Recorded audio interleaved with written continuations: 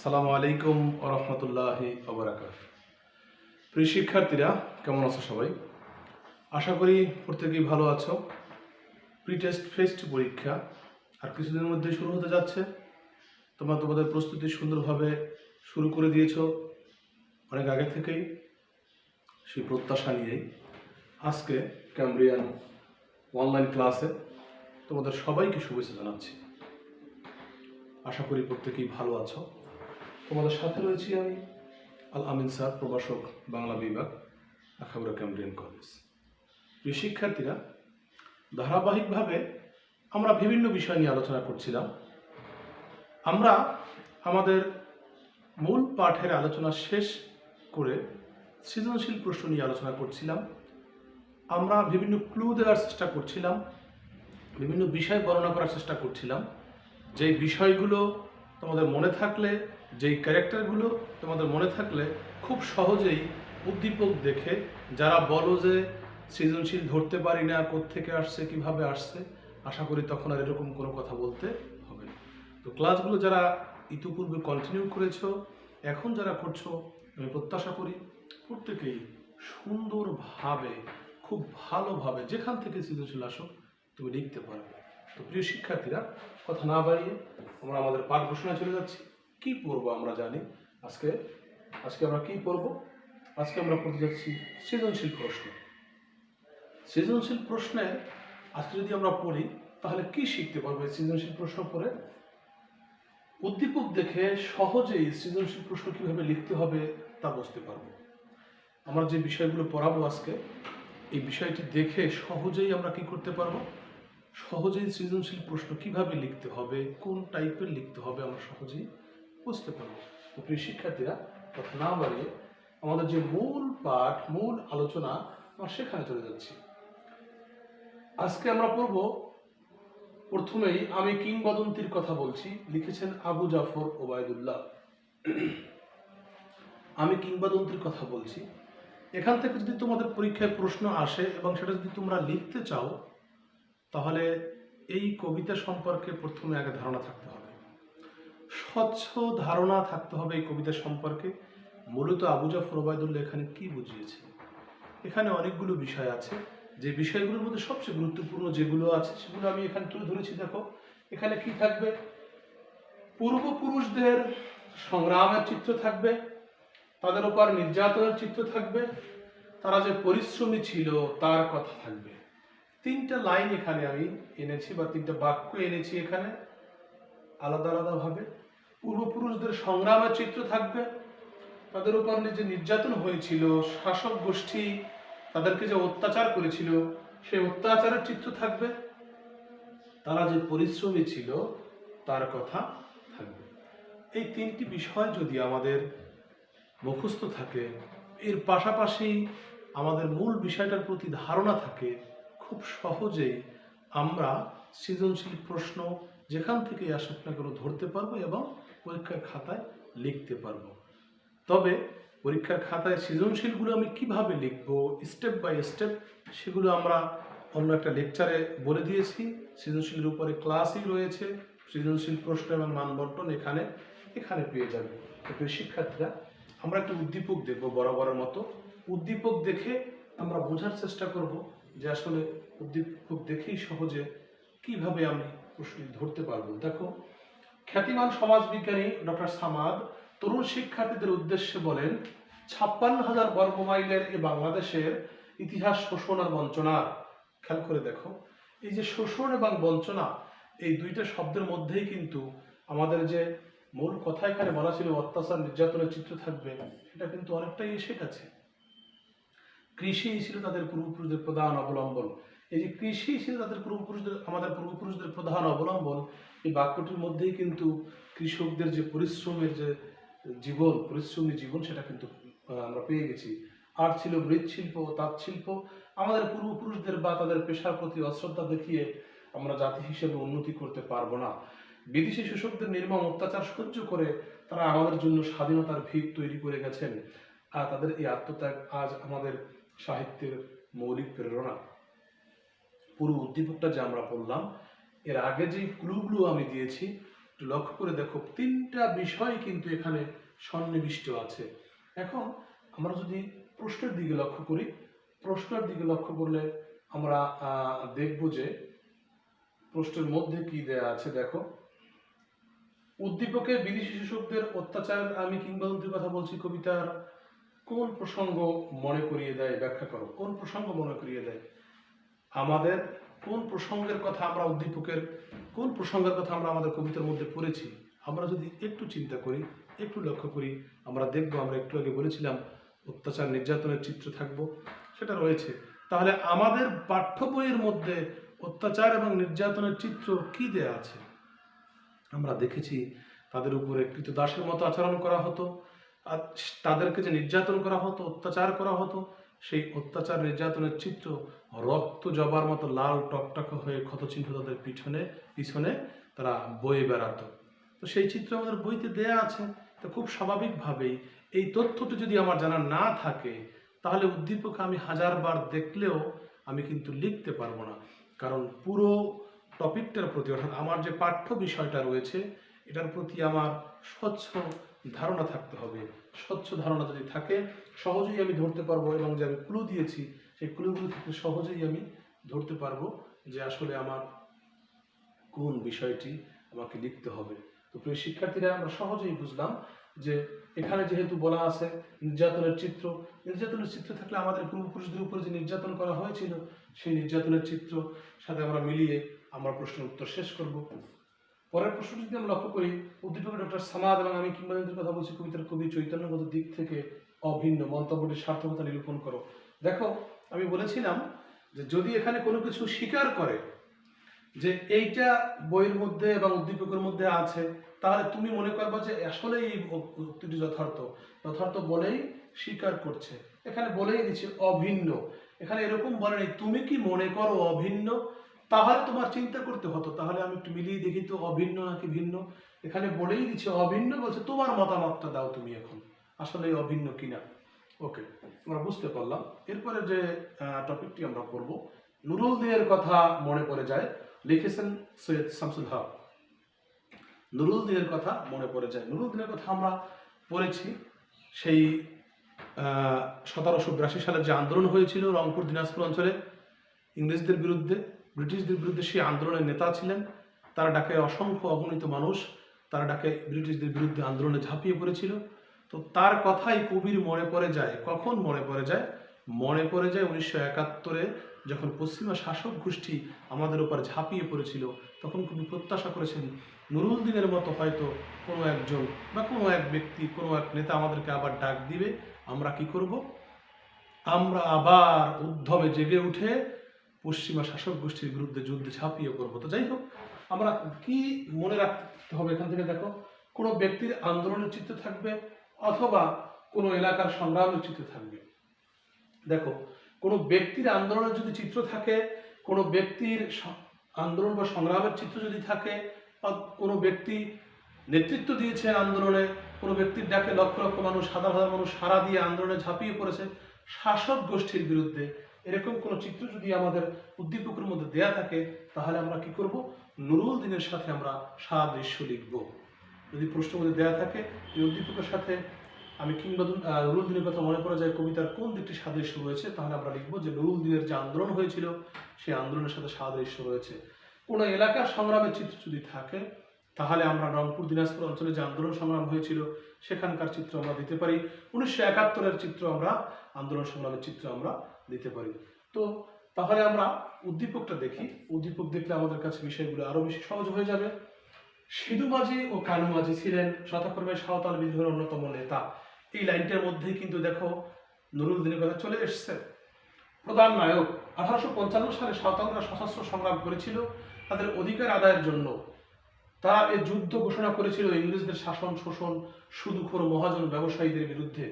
সাঁওতালরা তীর ধনুক ও দেশীয় অস্ত্র নিয়ে যুদ্ধ করলেও ইংরেজদের হাতে ছিল বন্দুক ও কামান। তারপরও সাঁওতাল বিদ্রোহ লেলিহান শিখা ব্রিটিশ সরকারের মসনদ কাঁপিয়ে দিয়েছিল। তাদের এই বিদ্রোহ ভারতবর্ষের স্বাধীনতার বীজ বপন করে গিয়েছিল। তো প্রিয় শিক্ষার্থীরা, আমরাও এখানে দেখলাম যে নুরুল দিনের ডাকে যেভাবে মানুষ সাড়া দিয়েছিল, যেভাবে মানুষ ব্রিটিশদের বিরুদ্ধে আন্দোলনে ঝাঁপিয়ে পড়েছিল, ঠিক তেমনিভাবে এখানেও সিধু মাঝি ও কানু মাঝির তাদের দুইজনের সাঁওতালদের যে বিদ্রোহ হয়েছিল, সাঁওতালদের যে নেতা ছিল তাদের বিদ্রোহ কি হয়েছিল, ব্রিটিশদের ভিত কাঁপিয়ে দিয়েছিল। তাহলে আমরা এই যে দুইজন ক্যারেক্টার, এর সাথে আমরা কার সাথে মেলাতে পারি, কার আন্দোলনের সাথে? নুরুল দিনের সাথে মেলাতে পারি। তো এখানে আমরা প্রশ্নটি দেখি, প্রশ্ন আমাদের কি চেয়েছে। নুরুল দিনের কথা মনে পড়ে যায় কবিতার সাথে উদ্দীপকটির কতটুকু সাদৃশ্য রয়েছে। হ্যাঁ, আমরা লিখবো যে আমরা আংশিক সাদৃশ্য দিতে পারি, বা পুরোপুরি সাদৃশ্য দিতে পারি, যে পুরোপুরি সাদৃশ্য রয়েছে। পুরোপুরি সাদৃশ্য আমরা দেব। কেন পুরোপুরি সাদৃশ্য দেব? কারণ এখানে যে আন্দোলন সংগ্রামের চিত্র রয়েছে, নুরুল দিনের কথাও বলা আছে, এবং আমাদের পূর্বপুরুষদের যে শাসন শোষণ তারা করতো, সেই চিত্রও কিন্তু আমাদের নুরুল দিনের কথা মনে পড়ে যায় কবিতার মধ্যে রয়েছে। তো আমরা দুইটা চিত্রই কিন্তু এখানে দেখতে পেলাম। অর্থাৎ নুরুল দিনের সাথে সিধু এবং কানু মাঝির চিত্র আমরা মেলালাম, আন্দোলন সংগ্রামের চিত্র আমরা মেলালাম, পাশাপাশি শোষণ বঞ্চনা এই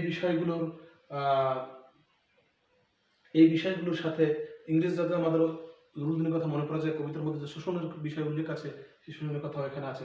তবে একটি বিষয় এখানে অনুপস্থিত আমি বলবো, সেটা হচ্ছে বাংলাদেশের মুক্তিযুদ্ধের যে কথা আমাদের নুরুল দিনের কথা মনে পড়া যায় কবিতার মধ্যে দেওয়া ছিল, সেই বিষয়টি আসলে এখানে অনুপস্থিত। তো সেই অর্থে আমরা বলতে পারি যে আংশিক নয়, প্রায় পুরোপুরি সাদৃশ্য, হয়তো কিছু বিষয় অনুপস্থিত। প্রিয় শিক্ষার্থীরা, আমরা দেখলাম যে খুব সহজেই আমরা কিভাবেই ওই বিষয়গুলো মনে রাখলে সৃজনশীলের প্রশ্ন উদ্দীপক থেকে সহজেই লিখতে পারি। এটা আমার দরকার নেই। এরপরে রয়েছে রক্তে আমার অনাধি অস্থি দিলওয়ার। দেখো এখানে কি থাকবে? নদীমাতৃক বাংলাদেশের বন্দনা থাকবে, বাঙালির বীরত্বের চিত্র থাকবে, পশ্চিমাদের শোষণ বঞ্চনার চিত্র থাকবে। এই তিনটে বিষয় আমরা মনে রাখবো। এই তিনটে বিষয়ের পাশাপাশি পুরো কবিদের সম্পর্কে আমাদের ধারণা থাকতে হবে। এখানে যে নদীমাতৃক বাংলাদেশের বন্দনা কবি দিলওয়ার করেছেন, নদীর কথা বর্ণনা করেছেন, নদীর সাথে নিজের একাত্মতার কথা বলেছেন, সম্পর্কের কথা বলেছেন, নিজের শক্তি নদীর কাছে আমানত রেখেছেন, এবং সেই শক্তিকে, সেই সাহসকে সে আরও বেশি নদী শক্তিশালী করে তুলছে। এই বিষয়গুলো আমাদের ধারণা থাকতে হবে। এবং বাঙালির যে বীরত্বের চিত্র আছে, সে বাঙালির বীরত্বের চিত্রের কথা এখানে আছে। আমরা যদি ওরকম বাঙালির বীরত্বের চিত্র পাই, তাহলে বাঙালির বীরত্বের চিত্রের সাথে আমরা মিলিয়ে দেব। নদীমাতৃক বাংলাদেশের কোনো কথা পাই, নদীমাতৃক বাংলাদেশের কথার সাথে মেলাবো। হ্যাঁ, পশ্চিমবঙ্গের শোষণ বঞ্চনার যে কথা চিত্র যদি আমরা পাই, তাহলে আমরা ব্রিটিশদের কথা আমরা এখানে মেলাতে পারি। দেখো এখানে উদ্দীপকের মধ্যে কি দেওয়া আছে? এই পদ্মা, এই মেঘনা, এই হাজার নদীর অববাহিকায় এখানে রমণীগুলো নদীর মতো, নদী ও নারীর মতো কথা কয়। এই অবারিত সবুজের প্রান্ত ছুঁয়ে নির্ভয় নীলাকাশ রয়েছে নুয়ে, যেন হৃদয়ে ভালোবাসা, হৃদয়ে ফোটে আনন্দ বেদনায় মিলন ও বিরহ সংকটে। প্রথম দুই লাইন যদি আমরা লক্ষ্য করি, প্রথম দুই লাইনের মধ্যে নদীমাতৃক বাংলাদেশের বন্দনা করা হয়েছে। পরের লাইনগুলো শুধু বাংলাদেশের বন্দনা করা হয়েছে, বাংলার প্রকৃতি, রূপ, সৌন্দর্যের কথা বর্ণনা করা হয়েছে। এখানে যে প্রকৃতির মধ্যে বিভিন্ন উপাদান, মানুষ এবং প্রকৃতির উপাদানগুলো যে মিলেমিশে আছে, এই অবারিত সবুজের প্রান্ত ছুঁয়ে নির্ভয় নীলাকাশ রয়েছে নুয়ে, যেন হৃদয়ের ভালোবাসা, হৃদয়ে ফোটে আনন্দ বেদনার মিলন ও বিরহ সংকটে। এগুলো দেখে আমাদেরকে ভালো লাগে, আমাদের আনন্দ লাগে। প্রিয় শিক্ষার্থী, আমরা দেখতে পেলাম যে এখানে নদীর বন্দনা করেছেন এবং বাংলার প্রকৃতির সাথে মানুষের সাথে যে সম্পর্ক, হ্যাঁ, সেই সম্পর্ক কথা এখানে বর্ণনা করা হয়েছে। এখন আমরা দেখি উদ্দীপকের যে প্রশ্ন চেয়েছে, আমাদের প্রশ্নের মধ্যে কি আছে। উদ্দীপকের রক্তে আমার অনাদি অস্থি কবিতার কোন দিকটি প্রতিফলিত হয়েছে? খুব সহজেই আমরা বুঝতে পারলাম যে যেহেতু এখানে নদীমাতৃক বাংলাদেশের কথা বলা আছে, নদীমাতৃক বাংলাদেশের দিকটি এখানে প্রকাশিত হয়েছে। নদীমাতৃক বাংলাদেশের দিকটি প্রকাশিত হয়েছে, এটা আমরা পরীক্ষার খাতায় লিখে দেব যে রক্তে আমার অনাদি অস্থি কবিতার মধ্যেও কি হয়েছে? নদীমাতৃক বাংলাদেশের কথা বন্দনা করেছেন কবি, সেখানে নদীর সাথে তিনি একাত্মতা করেছেন, তিনি যমুনার কাছে প্রেম চেয়েছেন, পদ্মার কাছে যৌবন চেয়েছেন, কর্ণফুলী অন্যান্য নদীর কথা তিনি বর্ণনা করেছেন। তিনি কি করেছেন? তিনি তার যৌবন শক্তিকে, তিনি তার শক্তিকে, ক্রোধকে বঙ্গোপসাগরের জলের মধ্যে তিনি কি করেছেন? মিশিয়ে দিয়েছেন, যেন বঙ্গোপসাগরের তার ক্রোধ একাত্মতা হয়ে কি করতে পারে? শোষণ বঞ্চনার বিরুদ্ধে প্রতিবাদ করতে পারে। তো প্রিয় শিক্ষার্থীরা, আমরা দেখলাম যে এখানেও নদীমাতৃক বাংলাদেশের বন্দনা করেছেন। আমাদের যে পাঠ্য বিষয় রক্তে আমার অনাদি অস্থি, সেখানে নদীমাতৃক বাংলাদেশের বন্দনা রয়েছে। তাই আমরা বলতে পারি কি, যে অধিমাতৃক বাংলাদেশের যে বন্দনা কবি রক্তে আমার নদী অস্থি কবিতার মধ্যে করেছেন, সেই দিকটির সাথে উদ্দীপকের সাথে সাদৃশ্য রয়েছে। তো এই ছিল এই বিষয়। এরপরে আছে লোকান্তর আল মাহমুদ। এই বিষয়টি অনেকের কাছেই কঠিন মনে হয়, আসলে এটা কোনো কঠিনই বিষয় না। এখানে কোনো কবির কবিতা লেখার পূর্ব মুহূর্তের অবস্থা দেওয়া থাকবে, কবির চেতনার কথা বলা থাকবে, প্রকৃতি যে কবির মনে ভাবনার সৃষ্টি করে তা দেয়া থাকবে। দেখো, এই তিনটা বিষয় আমাদের মনে রাখতে হবে। কোনো কবির যখন কবিতা লিখবেন, তার পূর্বে যে তার যে ভিতরের যে মানসিক অবস্থা তৈরি হয়, সেই অবস্থার কথা দেয়া থাকতে পারে, কবির চেতনার কথা বলা থাকতে পারে, কবির প্রকৃতি যে কবির মধ্যে যে ভাবনা সৃষ্টি করে সেই ভাবনার কথা দেয়া থাকবে। তাহলে যেই বিষয় দেয়া থাক না কেন, আমরা প্রত্যেকটা বিষয়ের সাথেই কি কবি আল মাহমুদের যে কবি চেতনার কথা বলা আছে ওখানে, সেই কথার সাথে আমরা মেলাবো। তবে কবিতা লেখার পূর্ব মুহূর্তের কথা যদি বলা থাকে, তাহলে কবি আল মাহমুদের যে কবিতা লেখার পূর্ব মুহূর্তে যে অবস্থা হয়েছিল, অর্থাৎ বহির্বিশ্বের সাথে, জগৎ সংসারের সাথে তার যে বন্ধন ছিন্ন হয়ে যাচ্ছিল, সেই বন্ধন ছিন্নের কথাটা এখানে প্রাধান্য পাবে। কবি চেতনার কথা বলা থাকলে আমরা সেখানে লিখতে পারবো যে কবি তার নিজের চেতনাকে সাদা সত্যিকার পাখি কল্পনা করেছেন, যেই পাখির চোখের রং কাটা সুপারির রং, হ্যাঁ, পা হচ্ছে পা পালক সব কিছু যেভাবে দেয়া আছে সেভাবে আমরা দেখবো। এই জন্য কবিতার প্রতিও আমাদের আইডিয়া থাকতে হবে। তো এভাবে এই বিষয়গুলো যদি আমাদের দেয়া থাকে, তাহলে আলাদা আলাদাভাবে, হ্যাঁ, আমরা কি করব, আমরা আলাদা আলাদাভাবে কবিতার সাথে সব কিছুর সাথেই আমরা মেলাবো। তবে যে বিষয়টা দেয়া থাকবে ওই বিষয়টাকে বেশি প্রাধান্য দেব। তো আমরা এখন চলে যাচ্ছি আমাদের উদ্দীপকে কি দেয়া আছে দেখি। শাকে শাকে চৈত্রের পল্লবে দেখেছি বিমুগ্ধ চোখে সবুজের বর্ণ সমারোহ। দেখো, চৈত্রের পল্লবে দেখেছি বিমুগ্ধ চোখে সবুজের বর্ণ সমারোহ। যে বর্ণের কিছু আছে রহস্য জটিল, কিছু আছে অন্তরের কথা, পত্র ছড়া শাখা বৃন্ত প্রান্তে প্রাণে কি অব্যক্ত নয় ছিল, বৃক্ষ শাখা ঊর্ধ্ব শূন্যে কি কথা শোনালো। অর্থাৎ কবির মধ্যে কি করেছে, এই যে প্রকৃতি, এই যে গাছের পাতা, প্রকৃতি বা সবুজ, এই সবুজ কি করেছে, গাছের পাতা, এই গাছের সবুজ পাতা বা হ্যাঁ, এইগুলো কি করেছে, কবির মধ্যে ভাবনার সৃষ্টি করেছে, কবির মধ্যে এক ধরনের বোধ তৈরি করেছে, আকাঙ্ক্ষা তৈরি করেছে, কবিতা লেখার আকাঙ্ক্ষা, কবিতা তৈরি করার আকাঙ্ক্ষা তৈরি করেছে। সেটাই আমরা এখানে দেখলাম। তো তাহলে আমরা কি দেখব, প্রশ্ন কি দেওয়া আছে আমরা লক্ষ্য করি। উদ্দীপকে লোকান্তর কবিতার বিধৃত দিকটি ব্যাখ্যা করো। আমরা কি করব, উদ্দীপকে লোকান্তর কবিতার কি বিধৃত দিক রয়েছে, কোন দিকটি এখানে লোকান্তর কবিতার কোন দিকটি এখানে প্রতিফলিত হয়েছে। হ্যাঁ, ওই দিকটি প্রতিফলিত হয়েছে কোনটা, শেষ লাইনটি লক্ষ্য করি, যে প্রকৃতি কবির মনের মধ্যে কি করেছে, ভাবনার সৃষ্টি করেছে, শব্দ সৃষ্টি করেছে। যখন ভাবনা বা যখন বোধ, যখন শব্দ প্রকৃতি কবির মধ্যে তৈরি করে, তখন সেই শব্দ এবং ভাবনা দিয়ে কবি কি করেন, রচনা করে তোলেন তার সাহিত্য জগৎ। তো আমরা কি লিখব, যে লোকান্তর কবিতায় কবির মধ্যে প্রকৃতি যেভাবে ভাবনার সৃষ্টি করেছিল, বোধের তৈরি করেছিল, কবিতা লেখার প্রতি আকাঙ্ক্ষা আগ্রহ তৈরি করেছিল, ঠিক তেমনিভাবে উদ্দীপকের মধ্যেও কবির মধ্যে সেই প্রকৃতির ভাবনা, প্রকৃতির সাথে যে মনের মধ্যে যে সম্পর্ক, সেই সম্পর্কের কথাও উদ্দীপকের মধ্যে বর্ণিত হয়েছে। তো প্রিয় শিক্ষার্থীরা, এই ছিল আজকে আমাদের আলোচ্য বিষয়। আশা করি তোমাদের ক্লাসটি ভালো লেগেছে। এরপরও ক্লাসের যদি কোনো তোমাদের সমস্যা থেকে থাকে, অবশ্যই মোবাইল মেসেঞ্জার খোলা রয়েছে, সেখানে টেক্সট করবে, আমি উত্তর দিয়ে দেবো ইনশাআল্লাহ। এতক্ষণ পর্যন্ত আমরা যে বিষয়গুলো আলোচনা করলাম, আলোচনার প্রেক্ষিতে আমরা দেখবো আমাদের মূল্যায়নটা কি।